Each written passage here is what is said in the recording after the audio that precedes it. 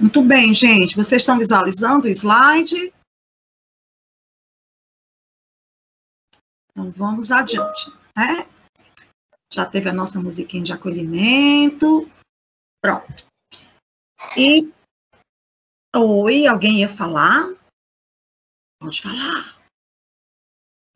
Então, gente, como eu havia falado, né?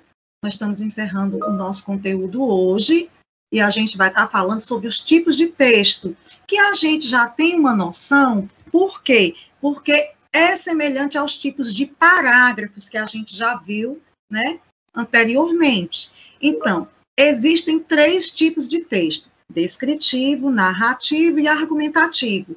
E a gente vai estar vendo, né, as diferenças entre eles. Deixa eu ver o que é que vocês estão colocando no chat aqui. Norbélia, eu não estou com o WhatsApp Web ligado aqui no meu computador. Se porventura alguém tiver e puder colocar, porque, gente, o meu WhatsApp, eu tenho muitos grupos, então o tempo todo entrando notificação e fica pim, pim, pim, atrapalha a aula, sabe? Então, assim, quem, por gentileza, tiver aqui online, pega o link da aula e coloca lá no grupo, eu agradeço demais, tá bom? Então, vamos lá. Voltar aqui para o slide, tá? Como eu estava falando, né? Nós temos os 3 tipos de texto: descritivo, o narrativo e o argumentativo. O descritivo, o próprio nome já dá a dica.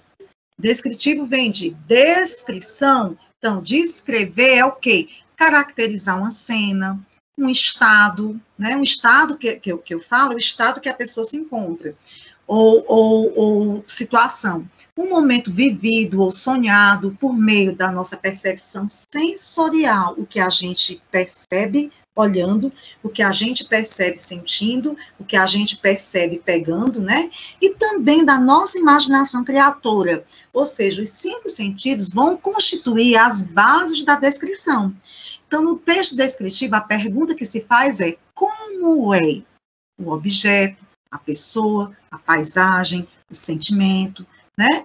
E o texto descritivo, ele pode ser físico, psicológico. Então, a gente vai ver alguns exemplos que vai caracterizar cada tipo do texto descritivo. Então, uma forma de descrição física, qual é o exemplo?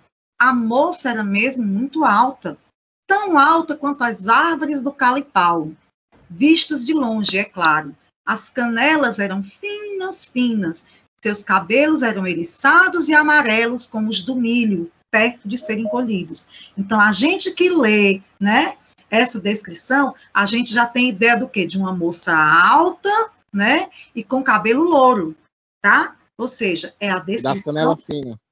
E das canelas finas. Muito bem. Né? Então, a gente pode perceber isso. Quando é uma descrição psicológica, tá? Vamos ver aí, ó. Apesar desses traços esquisitos, Vanina era de uma doçura sem par. Quando ela perdeu a mãe aos 12 anos, jurou que ninguém ia fazer com ela como a mãe fazia, de ficar tratando mal. E é assim que ela ganhou o apelido de Maninha, dos meninos que viviam na rua. Então, olha só os fatos que a gente tem com esse parágrafo. Manina era doce e, com certeza, sofreu maus tratos na infância, e essa experiência fez com que ela agisse diferente, né? E tinha esse apelido de Maninha, ou seja, a doçura é uma característica, é um traço de personalidade, tá? Qual é uma outra forma de descrição? Descrição técnica, tá? Então, vamos ver o texto aí, ó. Técnico, a gente já sabe que vai ter uma linguagem mais rebuscada, uma linguagem mais formal. Então, recentemente se tornaram conhecidos novos materiais que apresentam uma variação apreciável do índice de refração, mesmo para campos luminosos pouco intensos. Essas descobertas apresentam grande variedade de aplicações, seja na amplificação de imagens ópticas, no reconhecimento de formas usadas na robótica. Você percebe que é uma linguagem formal, uma linguagem técnica, né? Uma forma de descrição de paisagem, tá? Então, aí tem a descrição da Avenida Paulista, eu conheço, já estive lá há 2 anos. Então, do alto do edifício em que trabalho, avisto todos os dias uma das mais importantes avenidas da cidade de São Paulo.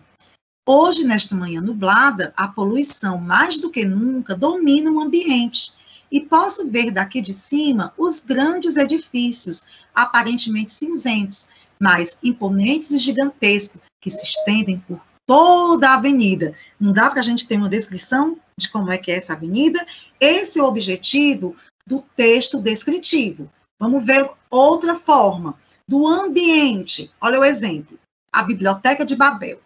O universo, que outros chamam biblioteca, compõe-se de um número indefinido e talvez infinito de galerias hexagonais. Hexagonais é aquela forma que tem 6 lados, né?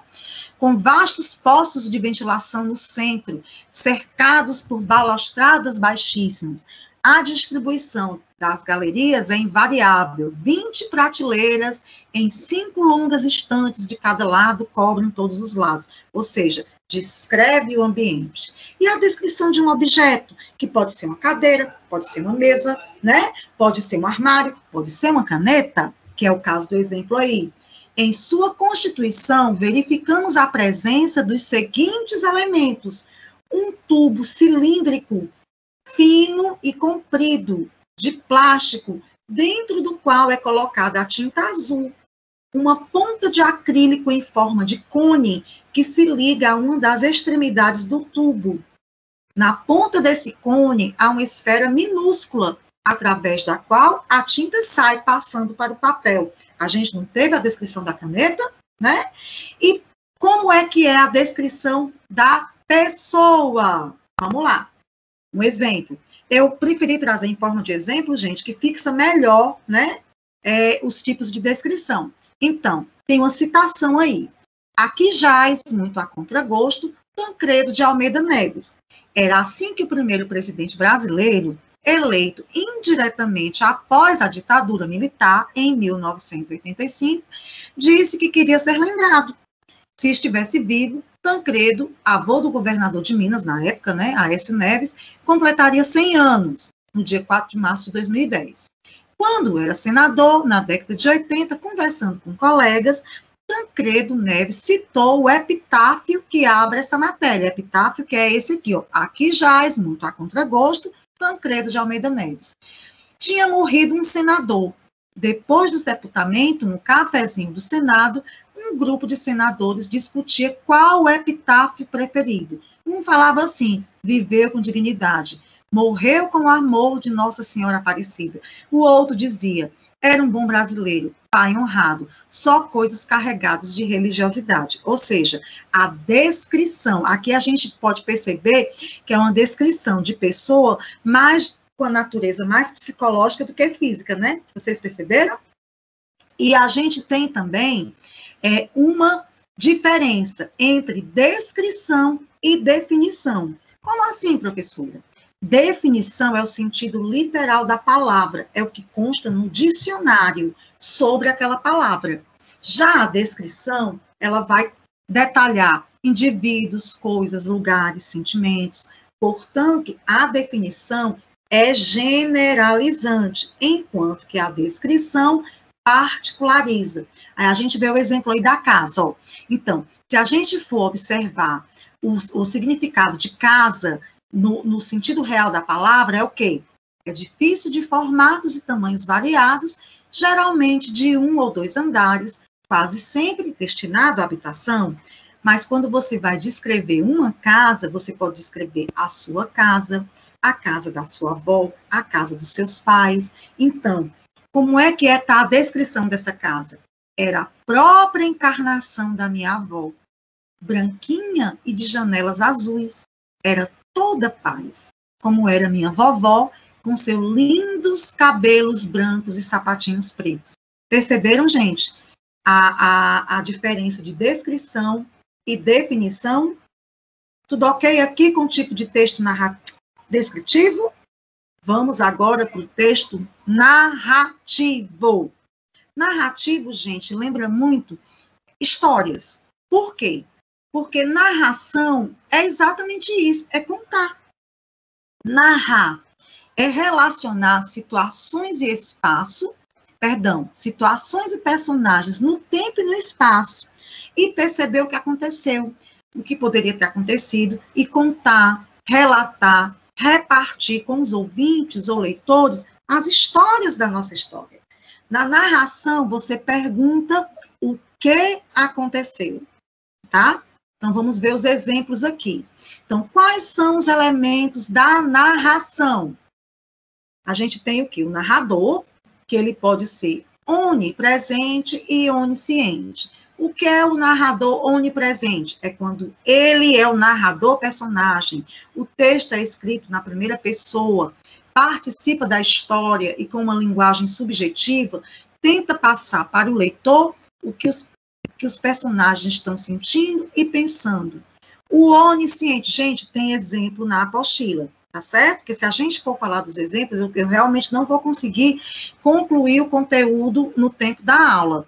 Então, eu não trouxe exemplos, preferi trazer a definição.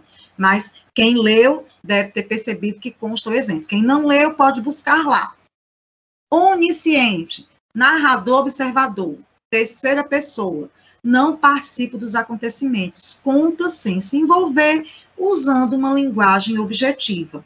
Além do narrador, quais são os outros elementos que compõem um texto narrativo? O fato, se eu vou contar uma história, se eu vou contar uma coisa, então o fato é o quê? É o acontecimento em si, é aquilo que eu tenho que contar. O enredo é a trama, comparada ao esqueleto da narrativa, é o que dá sustentação à história, tá certo?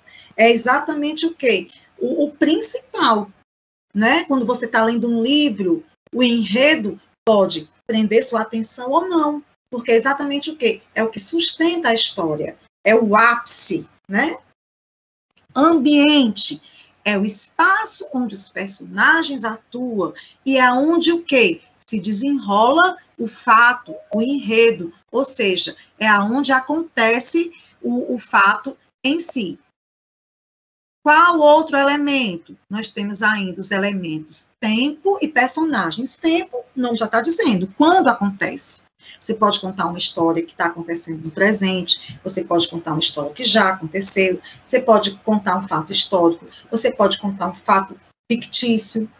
E os personagens, toda história tem personagens, né? São os seres que vão atuar, ou seja, que vão viver o enredo. Dentro desse contexto da narrativa, foi exatamente a tarefinha que eu passei para vocês, existem os tipos de discurso, tá?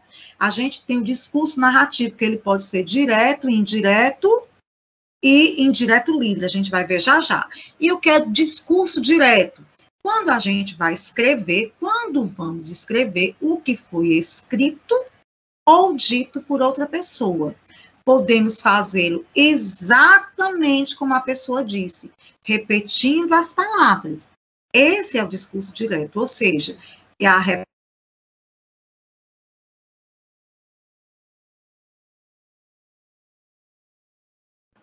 Pessoal, ficou mudo aí para vocês? Ficou. Ficou. Travou da professora. Ficou mudo aqui também. A professora está aberta. Ficou mudo também, viu? Travou.